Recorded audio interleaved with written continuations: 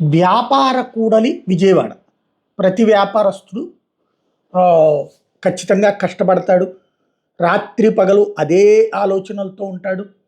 సరుకులు హోల్సేలర్ నుంచి డిస్ట్రిబ్యూటర్ నుంచి తెప్పించుకోవాలి, లేదా డిస్ట్రిబ్యూటర్ నుంచి హోల్సేలర్, హోల్సేలర్ నుంచి రిటైలర్ కస్టమర్లకు అమ్ముకోవడం. ఇదొక నిరంతర ప్రక్రియ. తేడా వస్తే నష్టపోయేది వ్యాపారస్తుడు. అలాగే అధికారులకి చేయాల్సింది చేస్తుండాలి. ఇలాంటి ఇబ్బందుల మధ్య నలుగుతూ ఉంటాడు.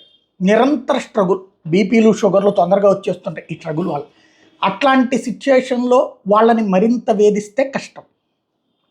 రాజకీయపరమైనటువంటి వేధింపులు పెరిగినాయి అన్నది ఇప్పుడు తాజాగా వస్తున్నటువంటి ప్రధానమైనటువంటి ఆరోపణ. అందులో ఎస్పెషల్లీ ఇప్పుడు దసరా ఉత్సవాల సందర్భంలో వైబ్రెంట్ విజయవాడ అంటే విజయవాడ ఉత్సవాలు జరుపుతుంటే దాన్ని అడ్డు పెట్టుకుని ఎవరెవరో చందాలు వసూలు చేస్తున్నారన్నటువంటి ఆరోపణలు వినిపించినాయి. బట్ ఇంతవరకు ధృవీకరణ కాలేదు. ఏ వ్యాపార సంఘం బయటకు వచ్చి చెప్పలేదు. చెప్పే ధైర్యం కూడా చేయరు సాధారణంగా అధికార పక్షం తరపున ఉంటే గనక.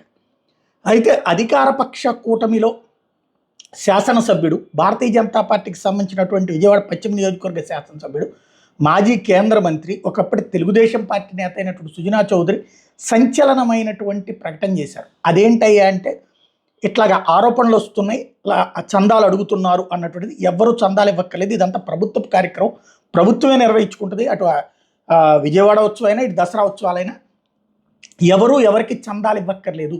ఎవరైనా అడిగితే చెప్పండి, కంప్లైంట్ చేయండి, మా ఆఫీస్కి చెప్పండి, మేము చూసుకుంటాం అదంతా అన్నటువంటి కీలకమైనటువంటి ప్రకటన చేయడం అన్నది సంచలనాత్మకమైనటువంటి అంశం. దాంతో సంథింగ్ ఏదో జరుగుతోందన్నటువంటి పాయింట్ తెర మీదకి వచ్చింది. అది బీజేపీ వాళ్ళు అయితే చేయరు కదా, అప్పుడు తెలుగుదేశం వాళ్ళు ఏమైనా చేస్తుంటే ఈయన ఆపే ప్రయత్నం చేస్తున్నారన్నది ఇప్పుడు చర్చ.